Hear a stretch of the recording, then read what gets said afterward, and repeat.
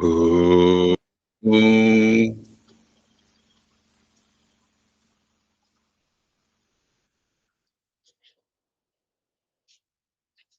Om.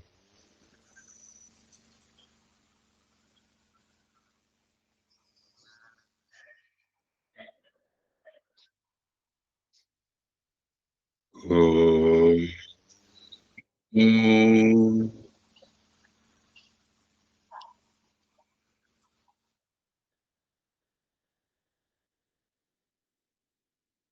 Gurur Brahma, Gurur Vishnu, Gurur Devo Maheshwaraha, Guru Sakshat Parabrahma, Tasmai Shri Gurave Namaha. Om Sahana Vavatu Sahanau Bhunaktu Sah Viryam Karavavahai Tejasvinavadhitamastu ma Vidvishavahai.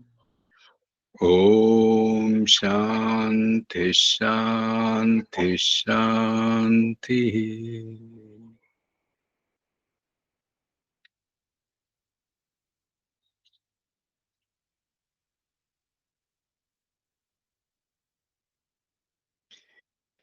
Like Vani said, touchwood is an often used phrase whenever we talk about some situation, some good situation or good turn of event, or something about a person that is positive. um, we want to share that with some of our close acquaintances. While sharing, we make these statements about the positive turn of events. For example, if people ask, how is your mother, or how are you, and we say everything is fine, and then we follow it up with this common phrase, touch wood. Normally, we touch something right within our vicinity, table or the chair that is around us, immediately next to us or in front of us, and say touch wood. We are actually, do we notice this? We are actually touching a table or a chair. But what is the statement we are making? Touch wood. We don't say touch chair or touch table. And this this sends us a signal of um, a level of meaning that goes beyond the actual phrase. The purpose is not to let some happy event or a positive turn of event slip away, not to lose that. Let it remain. Let happy things, let good things happen to people. Let good things remain with people. That is a more accurate term. Let happy events, happy experiences remain with people. And so we say this phrase touch wood, but actually we will be touching something, either the sofa or the table or the chair, whatever is around us. Um, let's explore what this means, the spiritual significance of this phrase touch wood, because in the very phrase itself, touch wood, we are touching the wood of the table or the wood of the chair. So we are going one step beyond the form of what we are touching, form of the object that we are touching. We are actually touching the form, but referring to the content of the form, which is the wood. So, as the very name indicates, every phrase in many languages, many phrases in many languages have many shades of meanings. So, this is one such thing. So, there is no guarantee that the external circumstance will change because of what we say. But then there is a hope. There is a hope in making that statement. Touch wood. That means let us hope that good things remain either with us or with our near and dear ones. Isn't it so? Hmm? Ye- So, um, the very phrase touch wood, referring to touching the content of the wood, not content of the form, which is the table or the chair, and not referring the statement to the chair itself has a deep spiritual significance. Because when we associate our mind with the name and form, which is continuously changing, our mind gets swayed by the changes to the name and form. Isn't it so? If we get identified with the body, which is the name and form, if the body is sick, then the mind gets depressed with sickness. If there is a success that is achieved, then the mind is elated. There is an happy experience. So when the mind gets associated with any change, then the mind follows the change. It can't be stable. It can't be aloof. It can't be apart from the change unless it is trained to be so, isn't it? So when uttering the word touch wood, what are we actually meaning? We are meaning touch the contents of the form. And that is not in the phrase touch wood. In the phrase touch wood, there is a physical touch, but in life, it is a psychological touch. If the mind is not to be disturbed, then we have to touch, the mind has to touch the essence of the form, the actual essence of the form, and not be stuck with the form. Hmm? Isn't it so? We will draw some incidents from the life in the concentration camp of World War II, as given in the as accounted by Dr. Viktor Frankl in his famous book Man's Search for Meaning, um, and draw lessons from it and see how we can apply it, or how it reverberates with the spiritual principles of the mind and touching the essence of the form or its own essence, swarupa. Hmm? Now, I would like to start with this famous second mantra of Amrita Bindu Upanishad. We all know this statement and we have heard it many times. The second shloka of this Upanishad says, Mana eva manushyanam karanam bandha mokshayoho.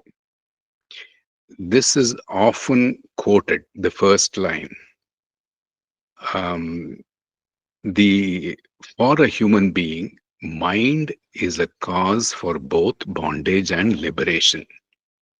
Mana eva manushyanam. It is only the mind for the human being, Manushyanam, Karanam, that is the cause for Bandha Mokshayoho, both for bondage and liberation. Now, what is often not discussed is the second line of this mantra, which gives the reason why mind is a cause for both bondage and liberation. And in giving that reason, it is also showing the way out of bondage and the way towards liberation. The second line says, Bandhaya Vishayasaktam Muktai Nirvishayam Smritam. Bandhaya Vishayasaktam. The mind that is attached to sense object. Vishaya is objects. Asaktam, attached or being overly focused on. That is bandhaya. That such a mind is in bondage. Muktaihi, what is the free mind? Nirvishayam smritam. Smritam also means memory or mind in this case. Nirvishayam smritam. The mind free from nirvishayam, from the sense objects, is a free mind.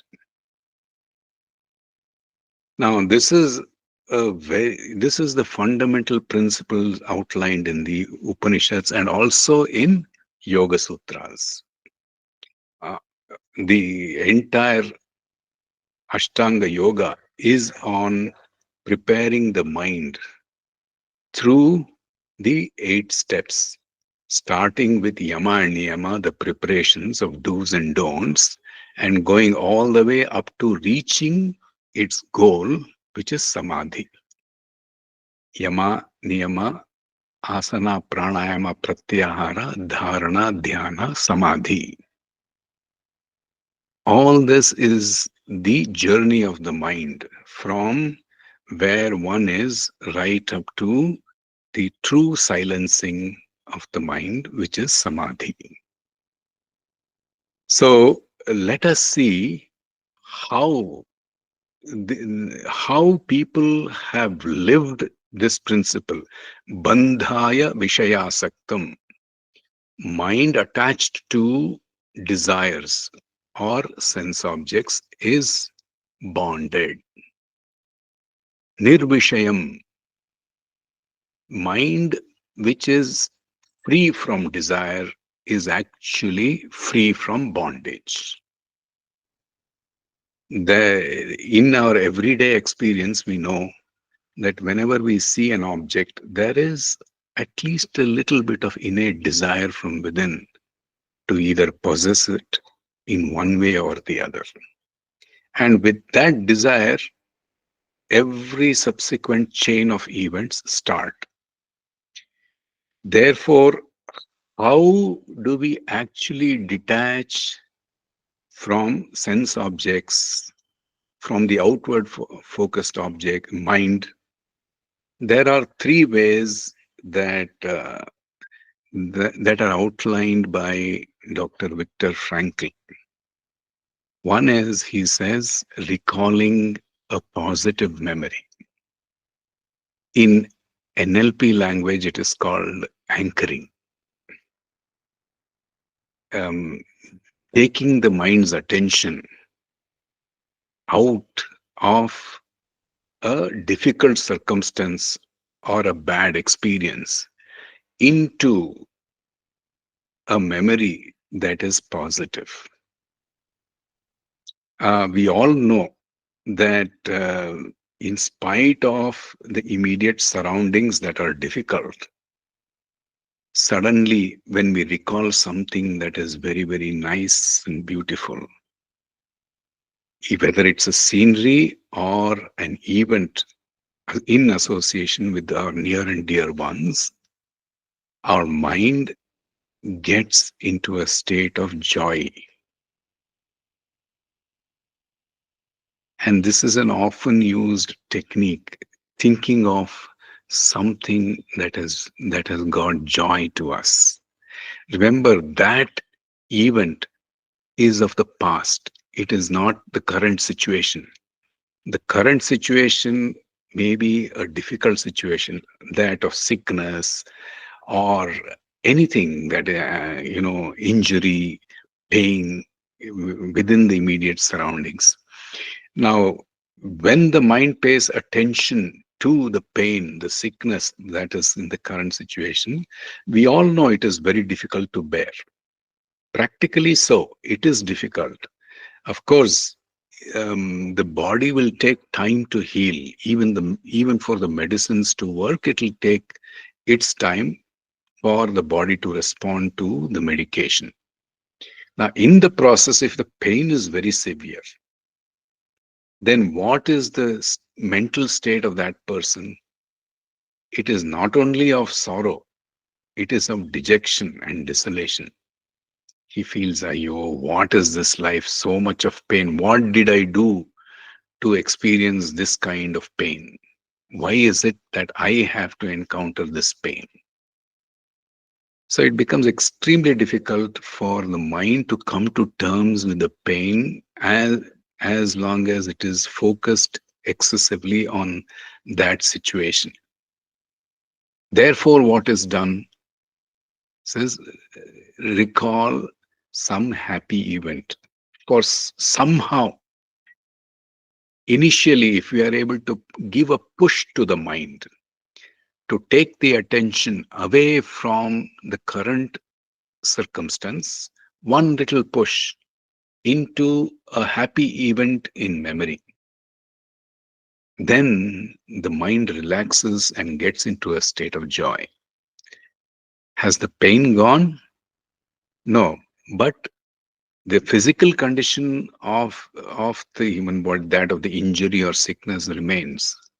But the mind's attention is no longer on the body, it is on the memory of a happy event. So, one way to detach from the body or the object, hmm, because as long as the body is attached to the object, there is the mind is bound, is what Amrita Bindu Upanishad says. One way to detach is to get into recalling happy memories. And this is effective, though temporary, for a brief moment. And this is one of the things Viktor Frankl has recommended and has outlined in the book. And we will see how this has worked practically also. The second one is trying to engage the mind in action. And there is a wonderful principle outlined by Viktor Frankl in this.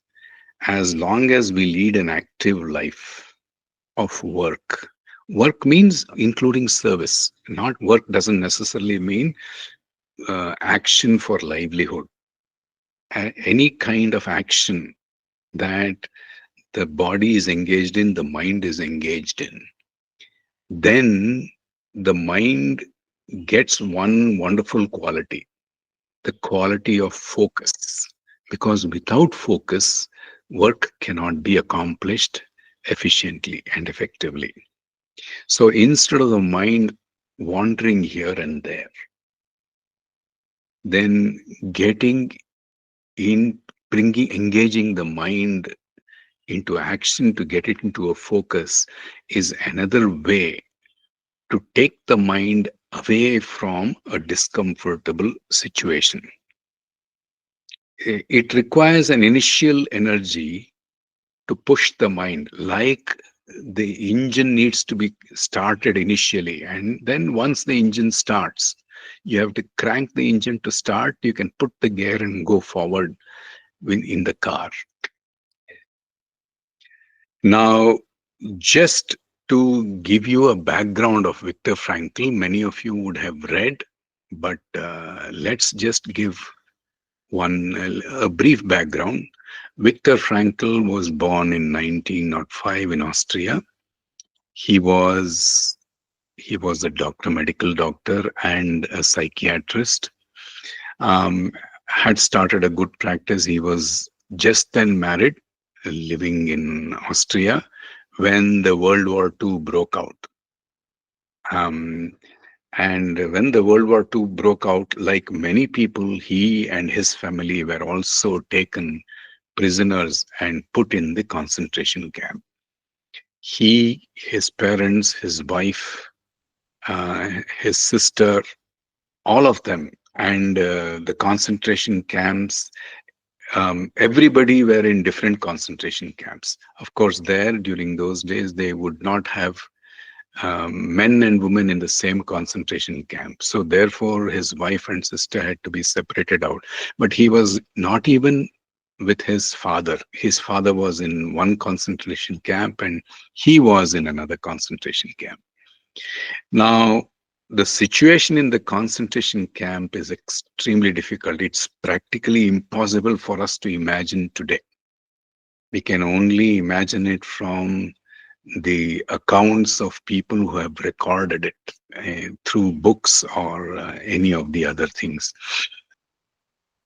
Sending people to gas chambers and ovens, as as they had called the crematoriums, were quite common. Whenever people fell sick, remember that in the concentration camp, all the prisoners with a variety of background, people highly educated, people who are working class, all of them put together in a common place. Now, they were all a huge pool of bonded laborers. They just had to work of any task that they had been given by the authorities. Typically, they had to go out, step out, and do a lot of physical work. Men were all given physical work. Now, as long as they were able to work, they had the fitness and the energy to work. They were given ration. Ration means some food, two slices of bread with a watery soup. And the treat for them was once in a blue moon, some cheese, toast, or a thick soup. Otherwise, they had to do with um, just one or two slices of bread and a watery soup. And they had to sleep in huts where 8 to 9 people would sleep on a given plank and one blanket. And it served them because it was very cold during the winters. And one blanket, people would sleep cuddling with each other to retain the body heat. Very difficult conditions. And hygiene was not heard of. Um, Very difficult. You go all day long, work, toil, you get your body and clothes soiled. Very difficult to bathe because it's cold and there is no heater. Yeah. So, unhygienic conditions, very difficult, inhuman conditions. On top of it, torture. If a person went out to work and just took a breath to relax, one breath, 5 seconds, 10 seconds, very next moment, he would find himself being hit by a blow by the butt of a rifle, the back wooden part of a rifle, by the guard. Such was the focus and attention, not a minute's rest during the course of the day. It's even Viktor Frankl. There were many doctors. Everyone were made to do physical labor, and under such circumstances, how did what made some people survive the the Holocaust, the World War II concentration camp, and why, and how did some people lose their lives, interest in living, and therefore eventually die? Is a, is is an analysis, is a reflection that Viktor Frankl has stated through a series of events, simple events recorded in his book, Man's Search for Meaning. Now, in the book itself, Man's Search for Meaning, he says is not about the conditions of torture of the concentration camp. It is more about how people got the energy and the inner strength to put up with such an inhuman condition. What makes that? And therefore, after he got released, he survived and got released after the end of World War II. He published the book called Man's Search for Meaning, and he founded a psychotherapy called logotherapy, which is the bestseller and a well-established process. We have Dr. Srinivas Murthy here, who is a professor of psychiatry. He will be able to throw more light on logotherapy. But this is the summary on a layman's view. And my information is based on the book Man's Search for Meaning. That book is readily available on Amazon. I picked up a copy from Amazon. Many of you would have read it.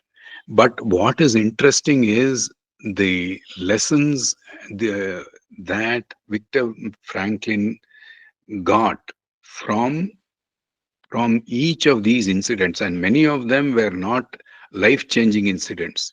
They were simple day-to-day experiences of joy, joy for small things, satisfaction, and how some prisoners were able to sleep even under difficult conditions in the prison camp, in the concentration camp, which made them ready for the next day's work. So, with that background, let me begin. So, he says, Viktor Frankl says, there are three principles in his work that is outlined. There are three motivations in life. First is to find a meaning in life. He calls it the will to meaning. Second is the will to power or authority. Authority includes name, fame, position, money, all of that under will to power. And the third one is will to pleasure. So the third one is the least, the starting step. Everyone wants joy. Everyone wants sense pleasures. Who doesn't want it? And that's the basic need of human existence. Now, having got that, I think the next level is to be emotionally secure. And therefore, man searches for power or authority. And eventually, what gives a direction to his life, a hope to live tomorrow, is the will to meaning, according to Viktor Frankl. That means if we don't find the meaning in life, we do not want to live further tomorrow. So, what he says is the man's primary purpose is to find the will to meaning, and the function of psychotherapy, he says, is for the therapist to enable the client to find that meaning and purpose in life. So there are three ways that one can find a meaning. One is through work, the very first one. In the work we do. The second is through love or experience. And the third is our attitude to unavoidable circumstances in life, predominantly our attitude to suffering. Now, if things are avoidable, okay.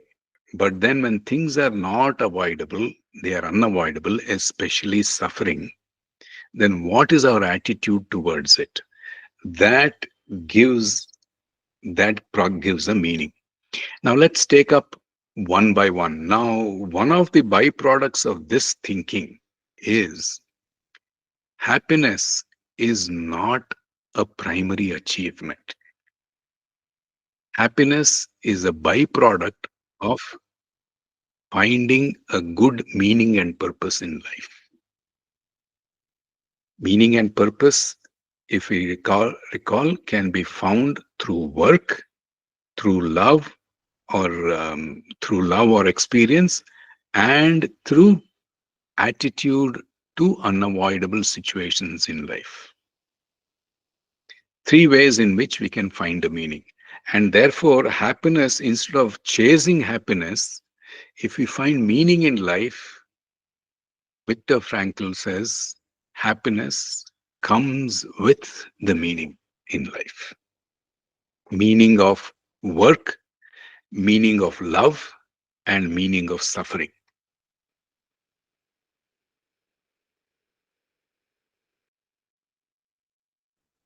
His famous statement, it's there in the book, and also as a part of the psychotherapy that he outlines. Life is never made unbearable by circumstances, but only by lack of meaning and purpose. This is his statement. Life is never made unbearable by circumstances, but only by lack of meaning and purpose. Now, this doesn't mean that circumstances are easy. This doesn't mean that circumstances are not difficult. It just means that there are people who have overcome extreme circumstances, inhuman circumstances, just by finding the meaning to what they are going through. Without the meaning in life, circumstances will take over. We will become a victim of those circumstances. Circumstances will determine what the way we live, the way we respond to life. If we don't call in our inner strength through inner meaning. So there is a lot of emphasis that Viktor Frankl gives on developing the inner life. That means, um, you know, getting the strength to be focused on the mental process and the spiritual process, so that the physical aspect of the circumstances that one finds in is so called muted or reduced. Hmm? And like we said earlier, that very difficult circumstance, um, as long as you're fit for work, you would remain in that camp. And if the prisoner was found unfit for work, what would happen? He would be in the list of people to be transported in a truck, which was at that time, he calls it a cattle truck. You know, uh, 20 people, 40, 50 people being dumped in the rear side carriage of the truck, which has a capacity of only 20 or 25 people.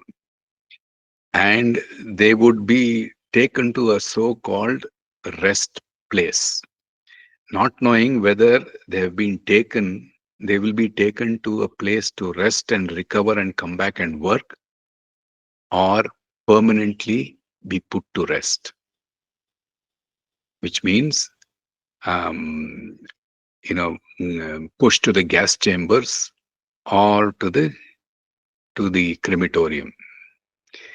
Now, some concentration camps had chimneys, where they would be taken to concentration camps with chimneys. What does that mean?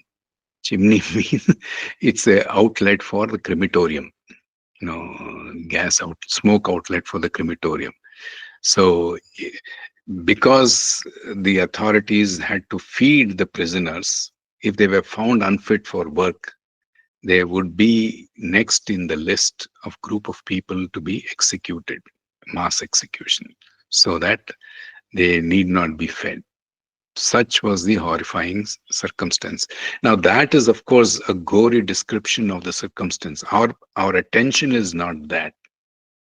Our attention is how some people not only survived, but helped others gain strength to bear this kind of a suffering, this kind of an inhuman condition victoriously without knowing when the war would end and when they would be freed, whether they would be freed or not at all. Still, people were able to respond in an intelligent manner through the fundamental meaning of life. So that is the focus today. Um, and so for the torture, Viktor Frankl gives there are actually multiple levels of reactions. In the beginning, when a person sees a torture, he would look away from his fellow prisoner being tortured because he cannot see the torture. Fear within himself, as he looks away, internally, fear engulfs him. Oh, next, I am in the list. I may be in the list. Now, as a prisoner stays in that environment for some time where um, many tortures are happening every day, now the mind gets a little hardened.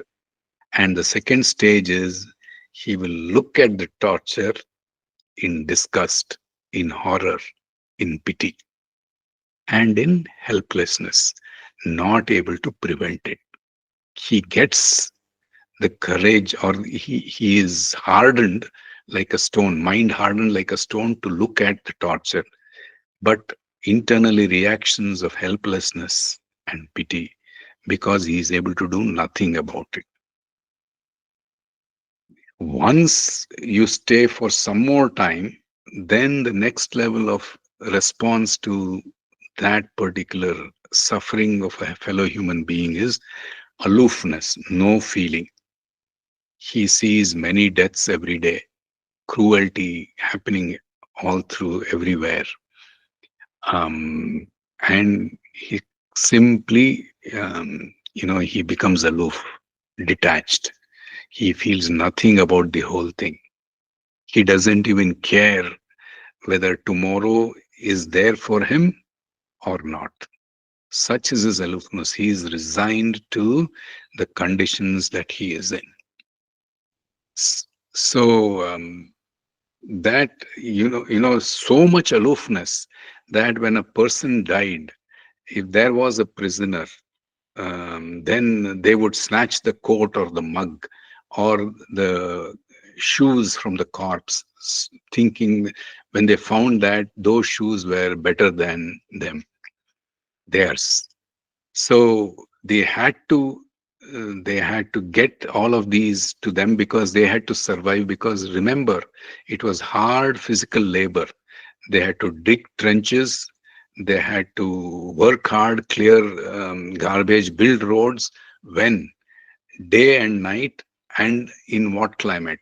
In the winter of Europe, cold, biting cold of Europe. Um, and things, they were just in rags with one set of clothes to cover the body. Therefore, anything they got, if a fellow prisoner died in the camp, then the first thing after a certain time, many people, they would snatch away the coat or the mug or the pair of shoes if they found that those shoes on the corpse were, or the coat or the mug on the that the corpse had was better than theirs, so that they can use it for some more days. People he saw were suffering. He, including him, he was suffering because he was in this camp.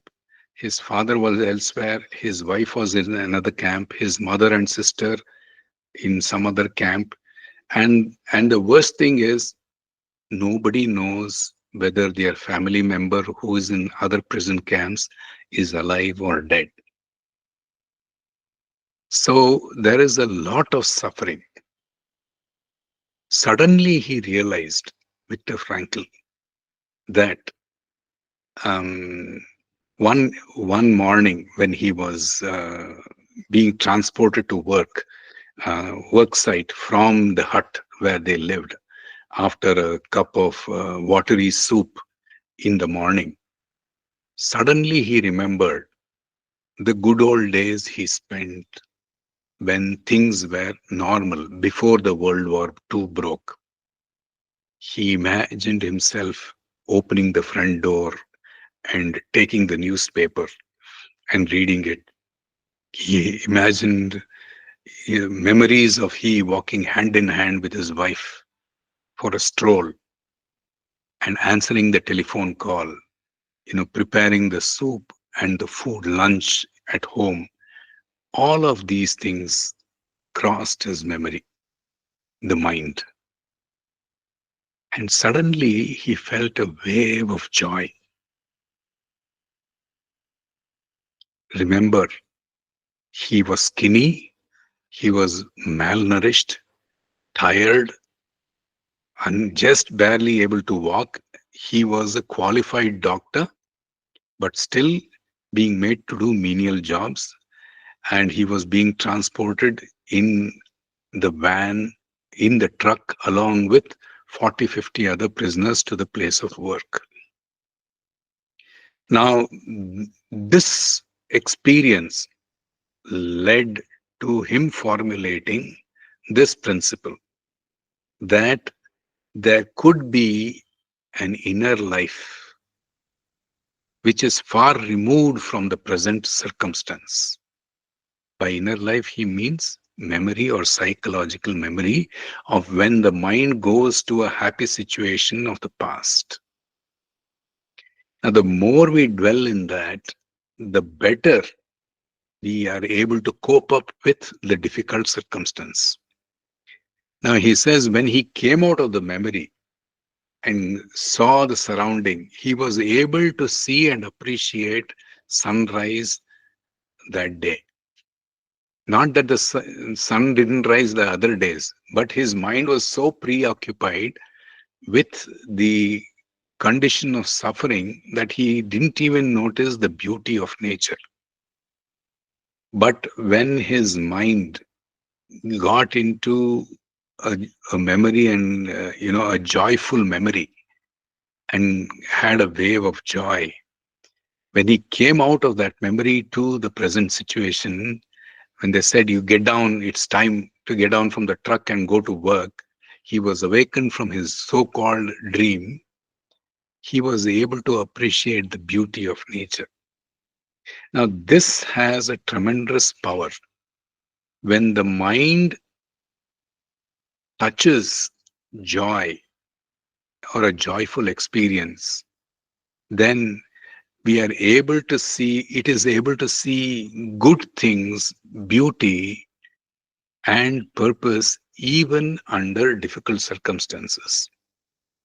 Remember, life is not just difficult circumstance. There are difficult situations immediately in the surrounding, but in addition to that, there is the beauty of the lotus blooming. There is a fragrance of jasmine in the same vicinity environment, or the sun rising, the colors of the sky, beautiful colors of the sky. Now, the mind cannot appreciate it if the mind has got lost in its suffering or attachment to the object. Now, this is one lesson that he writes in his account. And second thing he says, he didn't know whether his wife was alive or not at that time when he was dreaming of walking hand in hand with his wife, going for a long walk.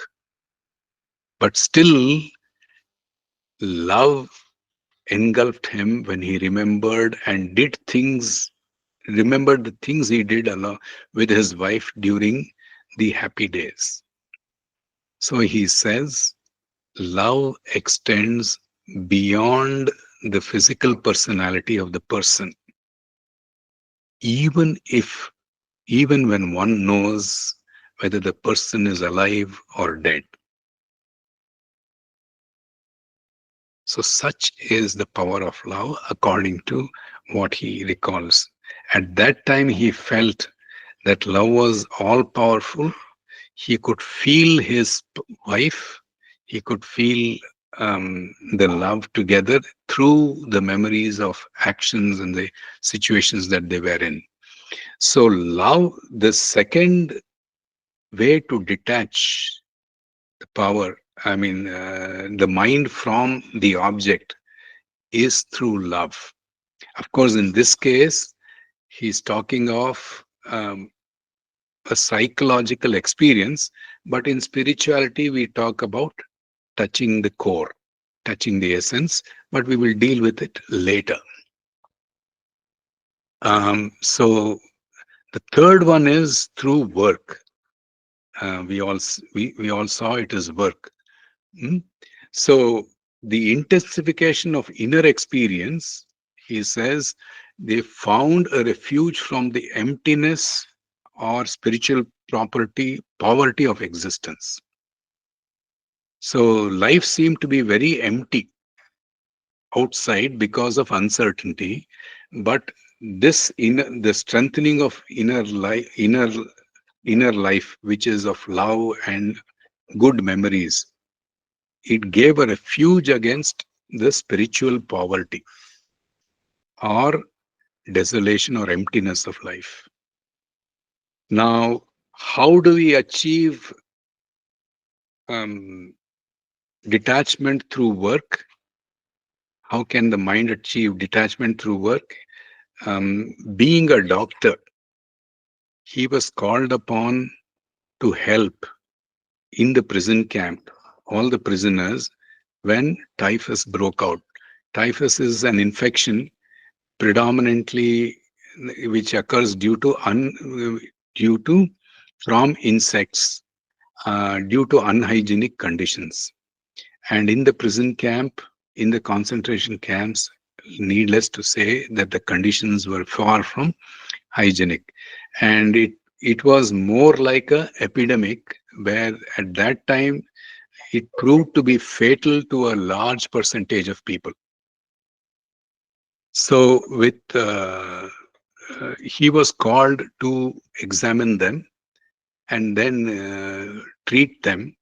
Whatever little ration of medicines, tablets that would be given at that time, he would distribute them according to the availability and the severity of the case. So he says that helping a fellow prisoner with his skill and knowledge to be able to serve them to get better, that gave a lot of meaning in life and helped him overcome or not be paying attention to the difficult circumstances or situations, that physical situation that they were in. So it made him forget even some frightful circumstances. So that was and many times he says all of these were small vivid details that they captured in his memory. Simple things like opening the door, answering a phone call, cooking cooking a lunch. These were not dramatic experiences, but still small little experiences that the mind recalls and through association feels waves and waves of joy. So for the mind, we need not give grand things. If we give it little things of memory, of past memory, joyous incidents, then it'll feel a lot of joy. That is one other thing. And it is very easy for the mind to detach with a little thing of joy, detach from pain with a little memory of joy, joyful circumstance. And one of the things, when they encountered that, they said how good, how wonderful the world could be. This was a comment that the prisoners made when they saw the sunrise, but they are captive in the truck. And one of the things he found a meaning to work, Viktor Frankl, when he realized all of these principles, he would quickly gather all of his fellow prisoners in the night after when they were about to retire to bed, and counsel them about getting into the life of inner experience, memories, recalling happy good things, or counseling them about suffering. So he was very active through his work, though he himself was a prisoner and made to do hard physical labor. When after the day's labor, during the night, he would get into his work of serving as a doctor, unofficial doctor. Later on, when he was called to help, because he was a qualified doctor, he did a lot of things on the on the diagnosing and distributing medicines to cure people of this infection. The final thing is the meaning of life. What we have seen so far, we have seen that work or love can give can give can get the mind detached from the present difficult circumstance, from pain. The final actual thing, the will, from the will to pleasure or joy, and the will to emotions, love, security, will to authority, to the will to meaning. The meaning of life, Viktor Frankl found through his work in serving fellow prisoners. He says, irrespective of whoever it was, he would simply go ahead to bring out his medical skills and knowledge to help them. In addition, he was also a psychiatrist, so he would counsel them. He would counsel them and also give medications. Um, so, how the inner meaning helps, and when we don't have the inner meaning, what is the difficulty, or how does it retard, what negative impact it has? He very nicely recalls a young boy uh, who was very young at that time, uh, saw a film, sees a film at that time where he sees the hero uh, in the film patiently waiting for death to come. This is all about the film that the boy watched. Um, and but later on, when the boy realizes that he himself has a terminal disease and he has no reason to, I mean, he has no chance to survive, being terminally ill. Now, that movie that he saw inspired him so much that it gave him courage to wait for death. And Viktor Frankl recalls that that boy very graciously moved into death without any sorrow. That means he was very courageous to face death. Now, inner meaning, that there is life, there is meaning and purpose in sickness, there is meaning and purpose in suffering, gave the boy the courage to face death. But of course, that was a trigger from the movie that he had seen. Now, if meaning gives courage, meaning of life gives courage, what does lack of meaning do? Now, one of the things that the prisoners faced was uncertainty of what will happen tomorrow. So when they had were not able to recognize inner meaning, and every day they had to do march past for some time. One of the prisoners told Viktor Frankl in a private conversation, when I'm marching out of the gate into the truck,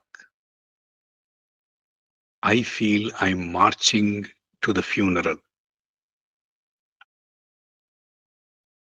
Look at that. He's alive, but he feels he's marching to the funeral. Why? Because he had not discovered the meaning of his present existence, either through the meaning of life now, or take or the meaning of inner life through going through stabilizing and strengthening inner life of joyful moments.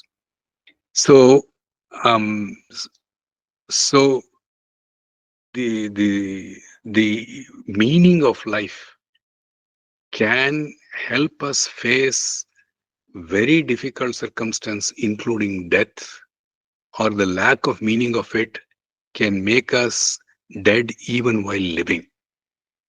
That's the that's the learning, that inspiration that Viktor Frankl says in the book. Now, the final thing is about attitude to unchanging aspects of life. All of these are fine as long as there is things can be changed. But what when we encounter things that can't be changed? Every prisoner goes through this uncertainty that it can't be changed, and that things cannot be changed. For example, they don't know when they are going to be released. They did not know when the war will end. They did not know whether they will be in this camp or be taken to a camp with an oven or a gas chamber next day.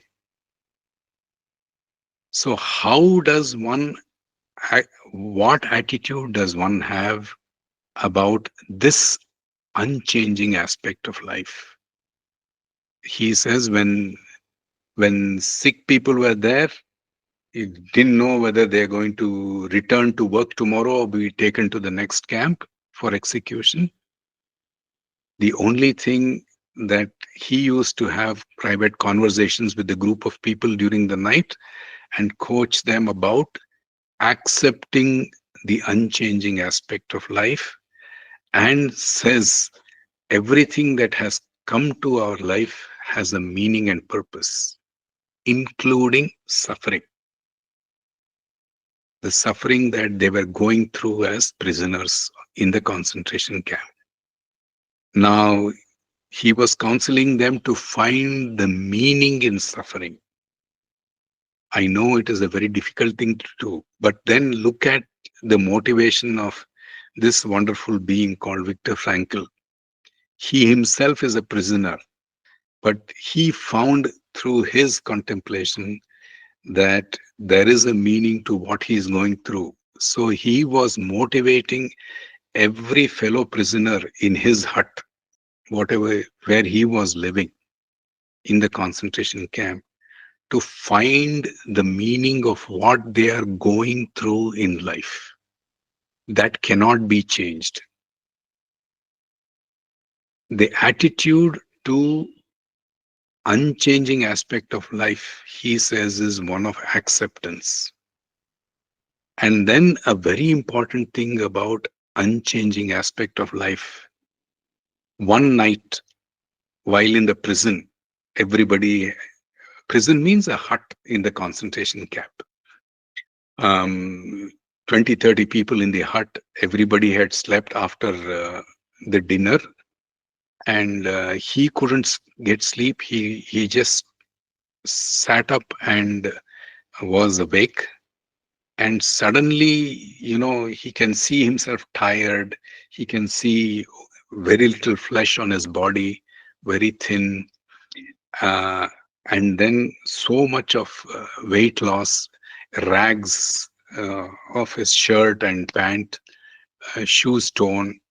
So with all this, and he's also been tortured. He can recall that the torture, the beatings that he had got.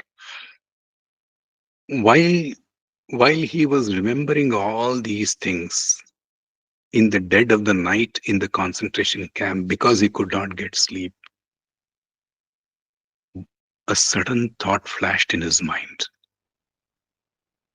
and that was, no one can take my inner freedom away.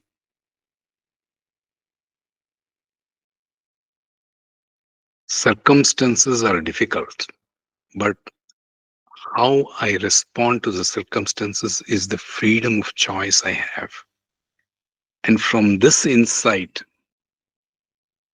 his famous statement comes. He has authored the famous statement that is used very widely in leadership literature. He says, between stimulus and response, there is a gap. And in that gap, there is the freedom of choice.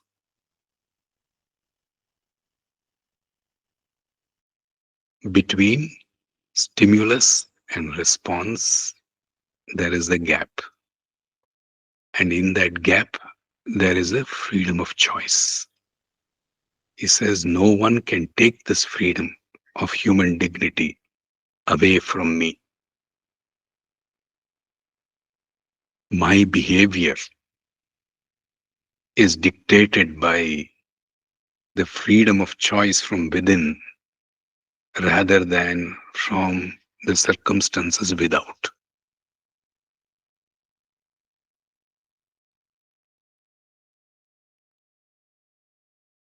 Such a wonderful thing, right? This is shifting the focus from, from the physical situation to touching the core of the being, to find meaning and purpose. An intuitive response, a flash. No one can take the freedom of human dignity away from me. All of this were in the middle of the concentration camp when the torture was being meted to all the prisoners, including him. And such is the power of meaning, to find meaning in life. Other way of saying no one can take my freedom away is to find a meaning to everything that is happening to me. Then only my responses will be meaningful and intelligent. Otherwise, I will be dictated by the circumstances. In other words, I will blame the circumstance. I will be a victim of circumstance rather than my behavior being a choice of exercise of freedom of response from within. Now, none of these insights claim that the situation is easy to handle. Situations can be extremely difficult, but in spite of that, some people survived, some people gave up. The ultimate meaning is, the ultimate insight is, those who are able to recognize meaning, those who were able to exercise their internal freedom, were able to deal with it and help others also deal with it. He says many of the fellow prisoners he coached about his insight helped others also. So there was a cascading effect. So one thing is, people want to help, and that's their innate nature, even prisoners. And one of the greatest meaning of life, a thought occurred to him and his friend, oh, one day we'll escape from the concentration camp. Who doesn't want to escape? Such a torture, and we don't know when there is going to be the light at the end of the tunnel. So remember, he was being called upon as a doctor to treat people, fellow prisoners, fellow concentration camp prisoners. So the next day, when he went in, he was supposed to go out, sneak out with his friend. And when he was seeing his fellow prisoners suffer and he was treating them, finally he said, I'm not coming, I'm staying with the prisoners. At that time, he recalls a wave of joy, happiness passed in my mind. The burden of leaving my fellow prisoners behind and escaping for a personal freedom went away within seconds. That is meaning and purpose finding through the work one does. And he says normally people lead two kinds of life. One is an active life where people creatively help others through their work, express their skills and talents, also help people in work, service. So in Rig Veda, there is a famous statement, Jagad Hitayacha, service to mankind. This is an active part of life. You use all the skills and talents to express skills and talents through your work in a way that it benefits many people. So this is an active life. They find meaning and purpose in helping others with whatever skills one has. The second part of life is a passive life, where he says people will find fulfillment through experience of love and beauty in their inner experience. Passively, you look at a sunrise, a sunset, or a seashore, waves dancing. You're just happy to watch. It's a passive life. But you find fulfillment of life in that experience of quietude or in the dance of the waves of the ocean or in seeing the wonderful colors of sunrise or sunset. Now, there is a third way of life he recalls, which which a few people engage. He says, finding a meaning and purpose both to the work that is being done and and to the fulfillment or experience that one is experiencing. So that is total freedom. We do work on one side, we experience joy and quietude on the other by passive observation. But if we don't find the meaning for these two, then our life is not complete.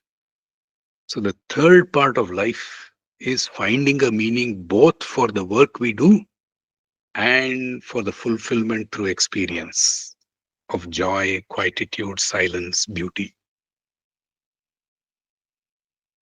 This is why meaning and purpose has such a big role to play in the philosophy outlined by Viktor Frankl. Now, this is perfectly Vedantic. What is the meaning of life? What is the purpose of life? Unless we discover that this very living, however much we earn, how much ever pleasures we have, joys we have, what is the use? Of what use is that if we don't encounter that? And how do we encounter this? How do we actually encounter the meaning of life?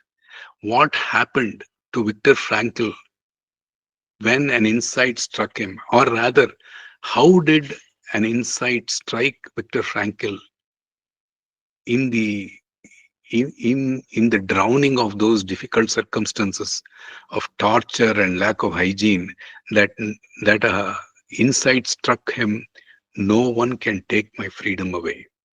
How did it strike him? his mind touching the essence of life. And this is where yoga philosophy also comes to the picture. Why can't we actually touch the essence of life? It is because the mind is preventing it, because the mind is chattering. That is why the famous second shloka, Yoga Chitta Vritti Nirodha. When the mind is silenced, the next shloka, the next aphorism is very important. In the Yoga Sutras, Patanjali Yoga Sutras, it says, Tatadrashtu Swarupes Avasthanam. That means when the mind is silent, when the chitta vritti, when the oscillations of the mind is quietened down in silence, tata drashtu, the seer, drashtu is the seer. Swarupe avasthanam is established in the self, swarupa. Only when the mind is quiet, the mind can be established in the nature of the self. Tata drashtu swarupe avasthanam. Otherwise, everything else, the next sloka says, vritti sarupyam itaratra. If the mind is not quiet, vritti sarupyam, other conditions, itaratra, the other conditions is vritti sarupyam. Mind takes the form of vrittis, takes the form of desires or objects. So the psychological way of detaching the mind from the object is to go to the memory. The spiritual way of detaching the mind from the object is to touch the self. Chitta vritti nirodha tatha drashtu swarupe avasthanam. Vritti swarupyam itaratra. The mind by default takes the form of objects. Quieten the mind.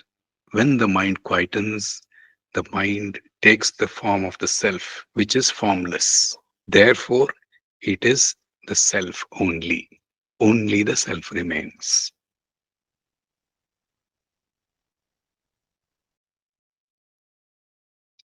We hope and pray that the findings, the insights from science, psychology, and spirituality help each and every one of us to touch the core of our being and to realize that self where the meaning and purpose of life.